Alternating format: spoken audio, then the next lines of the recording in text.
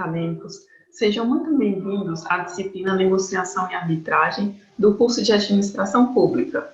Meu nome é Maria Alice e é um prazer estar aqui com vocês. Peço que em nossas aulas vocês estejam munidos de papel e caneta para quando surgir alguma dúvida, vocês anotarem e depois postarem no nosso fórum Tira Dúvida. E para que vocês tenham um bom resultado, leia com atenção cada uma das abordagens apresentadas. Caso fique alguma coisa sem entendimento, caso você não compreenda algum assunto, solicitamos que faça uma nova leitura. Será necessária a dedicação de vocês nos estudos e nas atividades da sala virtual.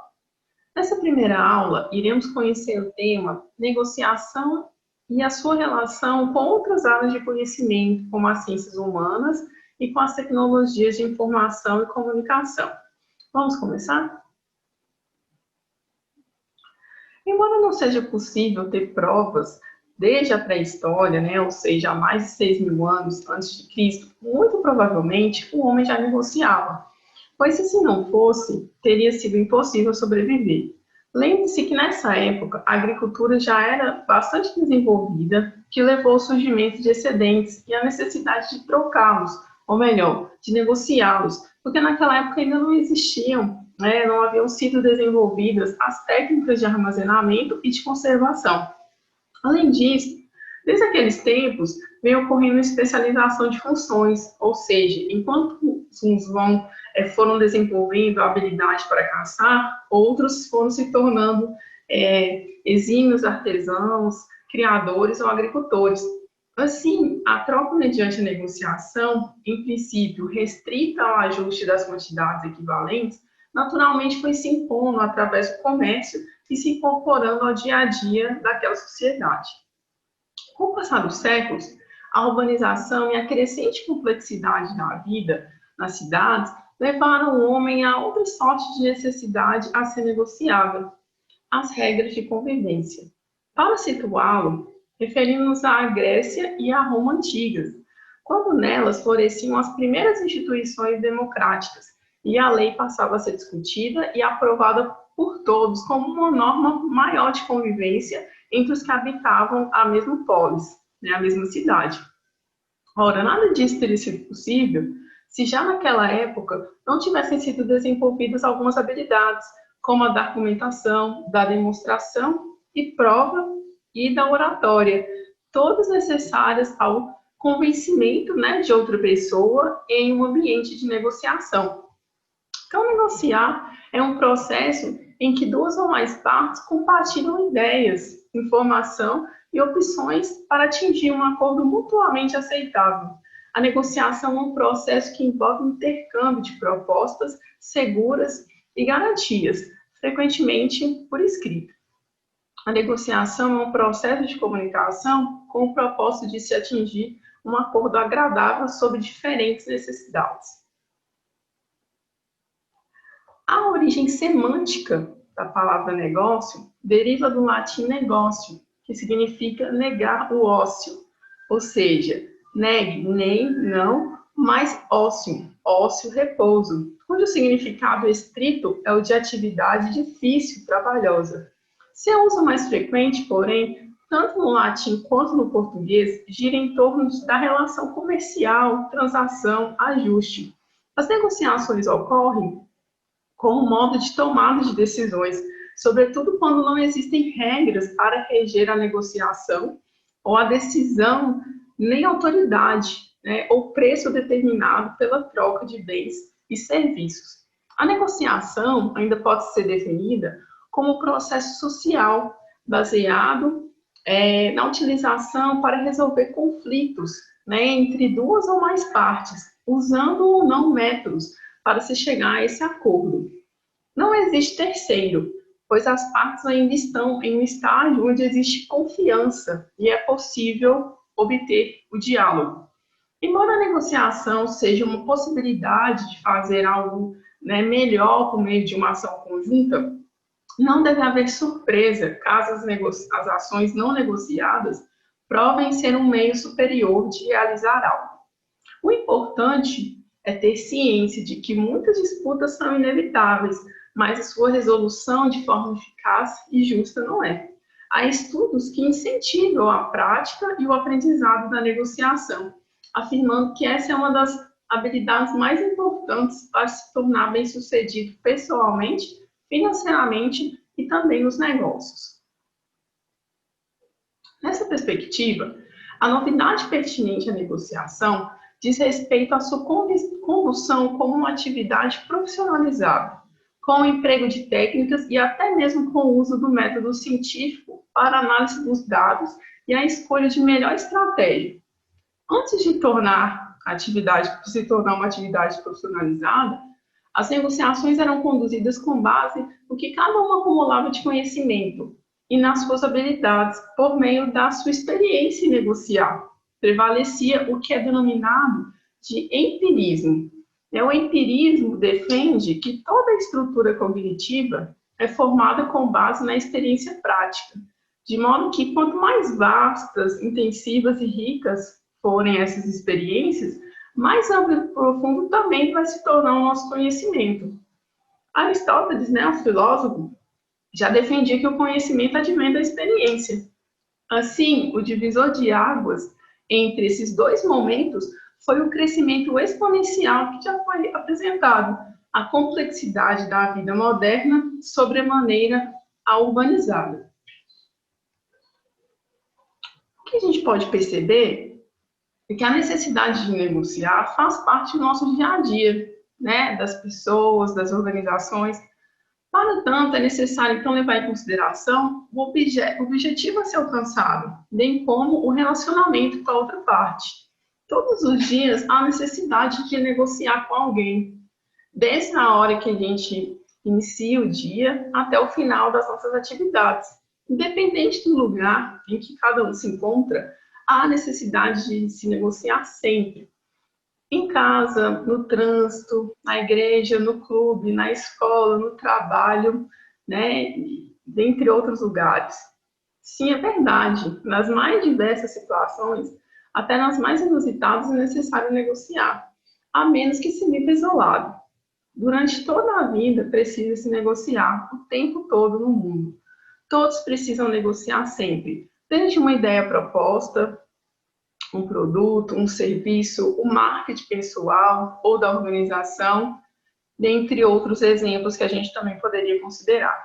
Negocia-se em casa, o programa de televisão que todos estão assistindo ou que todos vão assistir, negocia-se no mercado, no shopping, algum desconto, negocia-se no banco, empréstimos ou taxas de retorno de investimento, negocia-se a época em que se pode sair de férias, com a organização onde se trabalha, negocie-se com um colega algum serviço que ambos terão de realizar, de executar em conjunto, entre muitas outras situações onde se negocia quase que cotidianamente. Como a gente pode perceber, a negociação é uma prática tão antiga, está tão incorporada no nosso dia a dia, que a gente nem se dá conta dessa existência, como um ato pensado, e muito menos em relação à sua importância. Então, necessidades, interesses, e por consequente divergências e conflitos surgem em uma escala nunca antes percebida. Cabe lembrar que não estamos nos referindo apenas às experiências pessoais, mas também às das organizações. A era da produção industrial, sobretudo a partir do século XVIII, seguida da produção em massa no século XX, trouxe uma nova ordem e escala de problemas, fator determinante para que houvesse um contingente cada vez maior de pessoas envolvidas em compras, vendas, intermediação, entrega, comunicação, financiamento. Assim, se até então a negociação era uma habilidade individual, quase um dom, pessoal, com a multiplicação dos problemas e litígios inerente ao novo quadro, ela, a negociação, passou a ser percebida como uma competência, não só passível de aprendizagem por muitos, mas também de aperfeiçoamento por parte daqueles que já apresentavam uma habilidade natural no seu desempenho.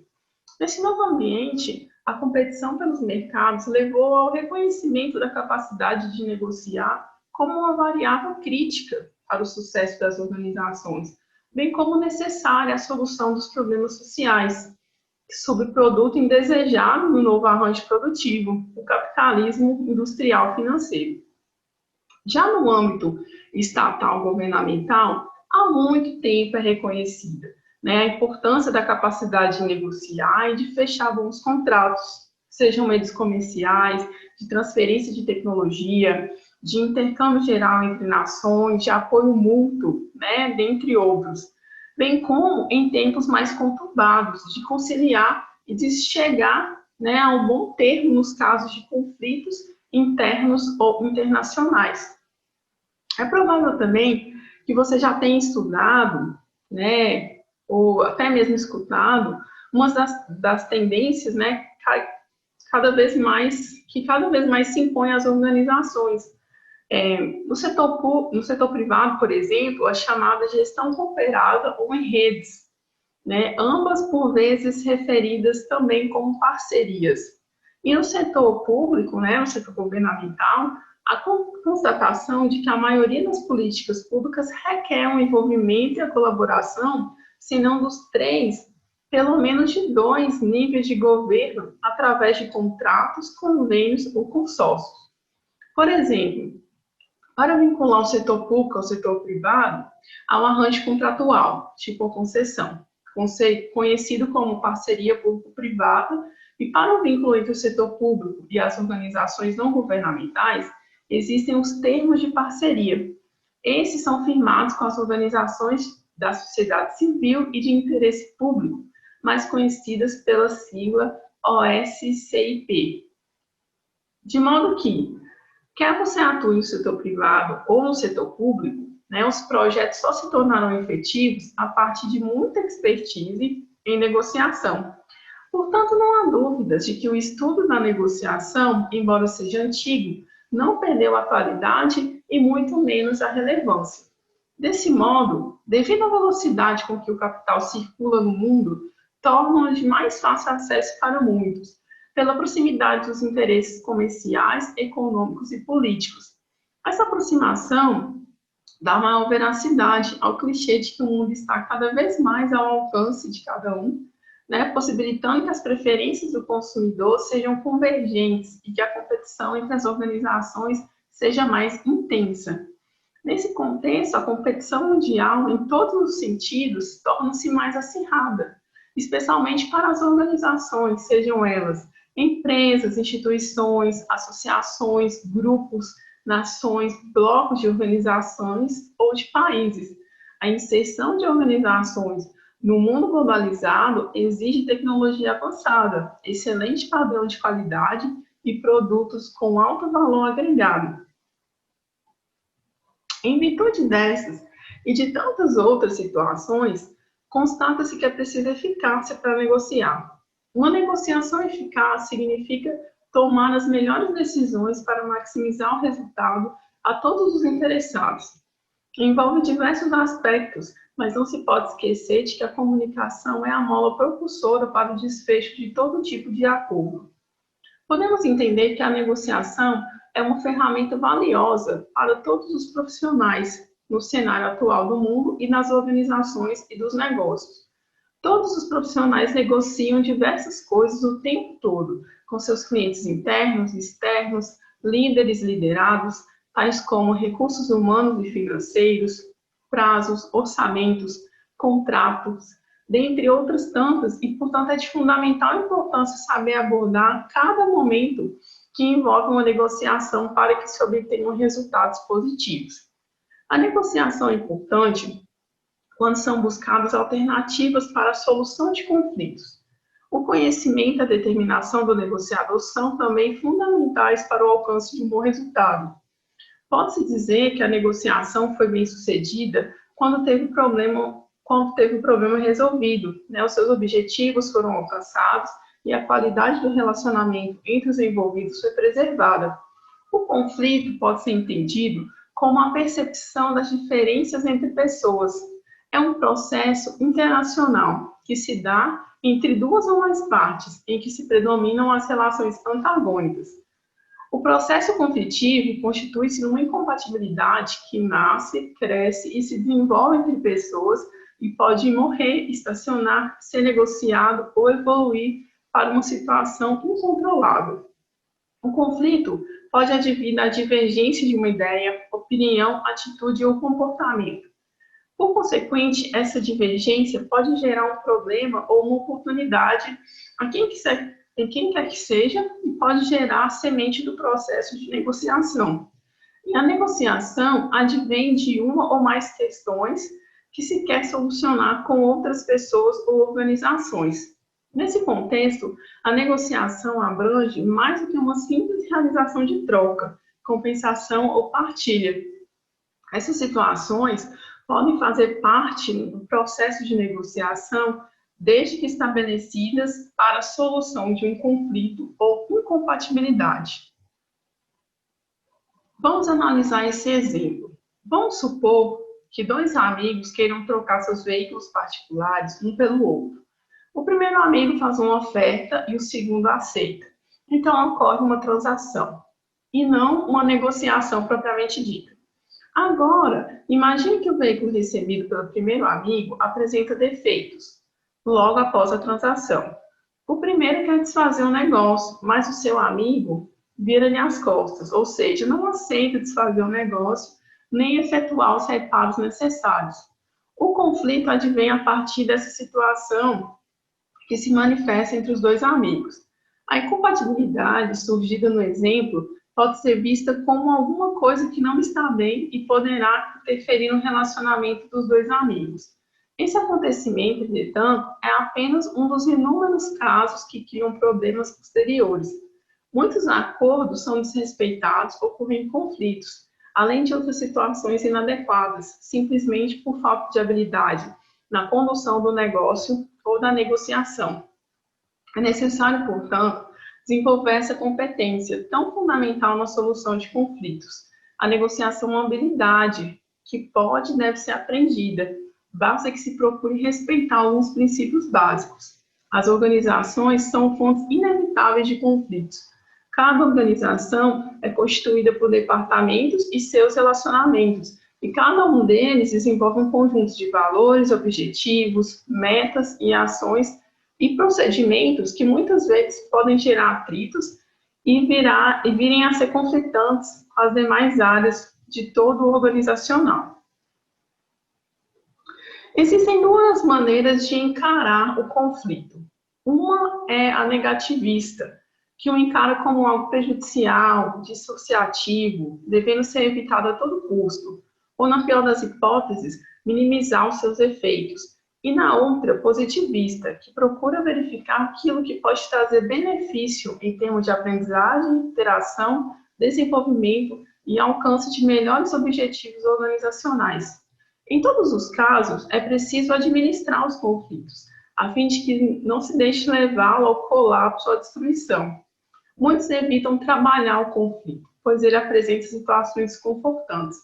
Quando encoberto ou abafado, o conflito poderá gerar situações insustentáveis no futuro. O negociador que é eficaz, ele vê o conflito como catalisador da mudança para melhor, como algo que pode ser trabalhado para o desenvolvimento da organização e do relacionamento entre as pessoas. Então, ele procura conhecer as suas causas geradoras e, a partir daí, busca propor soluções para a negociação. A solução de conflitos pode se dar pela busca de uma solução, por meio da negociação direta entre as partes interessadas.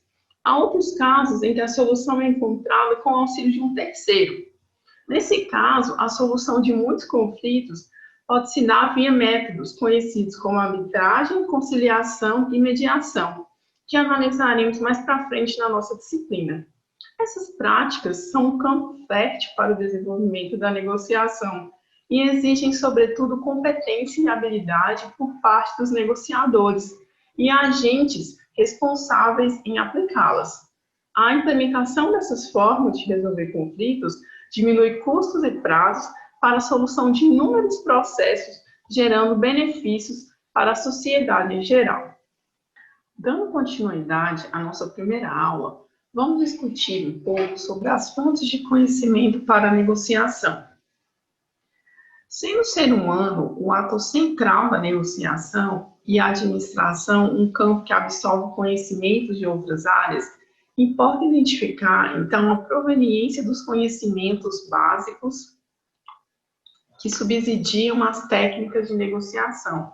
São muitas, mas vamos citar aqui apenas as mais expressivas. Você já deve ter aprendido que uma das principais fontes de onde se nutre a administração é a psicologia, campo do conhecimento que estuda o comportamento humano, as variáveis que o influenciam e como elas se relacionam entre si.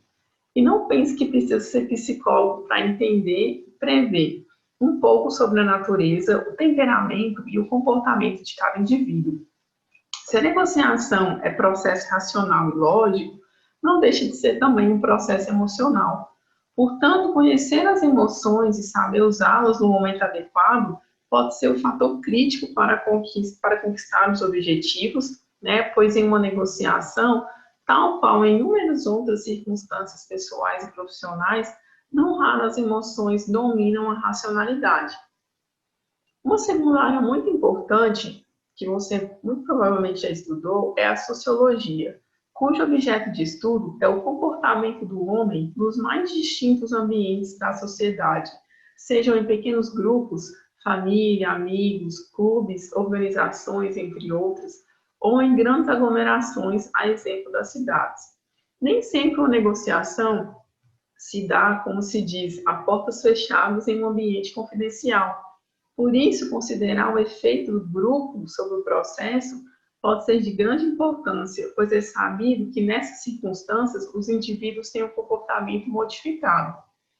A análise dos agentes e dos grupos envolvidos em uma negociação, na perspectiva sociológica, tem uma singular importância, impondo-se como um antecedente necessário, sobretudo quando as negociações envolverem povos de etnias e culturas muito distintas, a exemplo da etnia indígena e das diferenças culturais que distinguem os latinos dos eslavos, os afro dos europeus e assim sucessivamente. Nesses casos, além do tema objeto de negociação, são consideradas as respectivas históricas, né? A história daquele povo e o modo como eles se estabelecem os relacionamentos entre si. Então, muitos dos problemas ainda hoje existentes na relação entre os povos resultam de acordos de gabinete que não levaram em consideração as especificações dos povos envolvidos. É o caso, entre outros, né, do legado colonialista na África e da história recente do leste europeu. No Brasil, um exemplo dessa situação foram as chamadas guerras guaraníticas, em 1753 a 1756, no território que hoje é ocupado pelo Rio Grande do Sul, motivadas pela aliança e união das coroas ibéricas. Outra área muito interessante é a filosofia, né? E no seu âmbito, o estudo da ética encerram as disciplinas básicas que orientam as atitudes e os comportamentos na arena da negociação. Isso porque, por vezes, as negociações são verdadeiros embates, lisos e cordiais, mas um efetivo confronto. A maioria dos textos sobre negociação, de uma maneira ou de outra, fará referências a esses três campos do conhecimento, também já estudados nesse curso.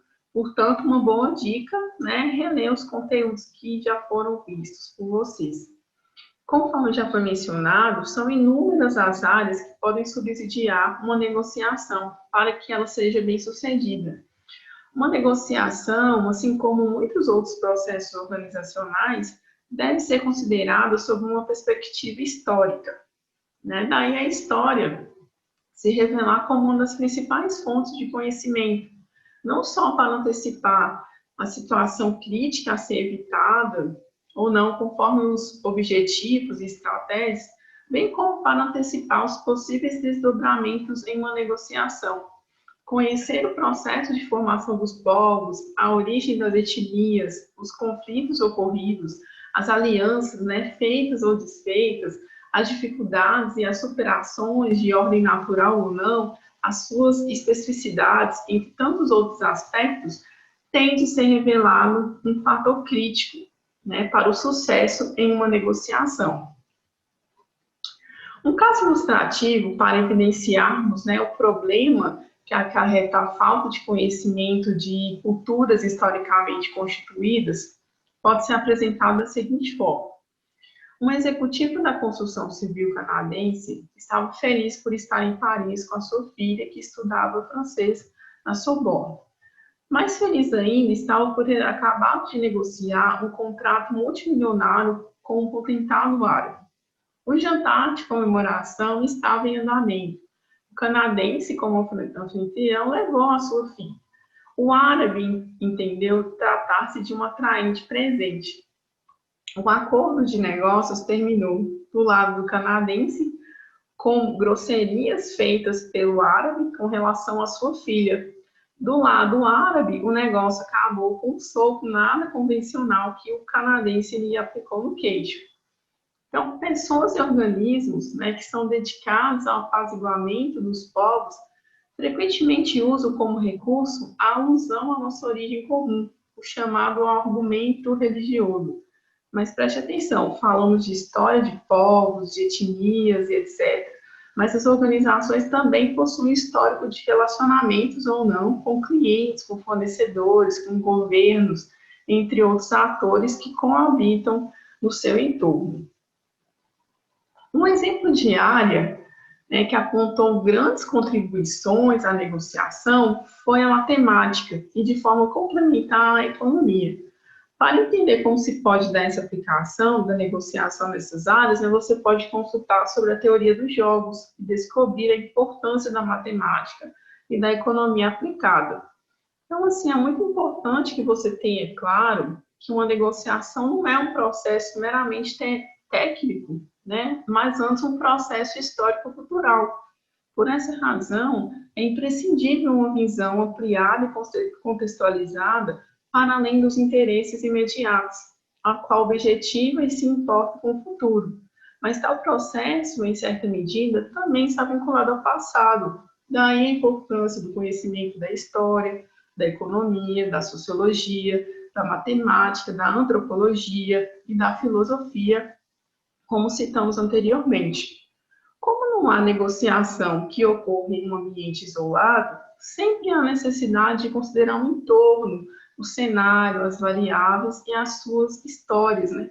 O passado, sobretudo a dos atores, pessoas e organizações diretamente envolvidas no processo. É impossível ignorar as condições de contorno.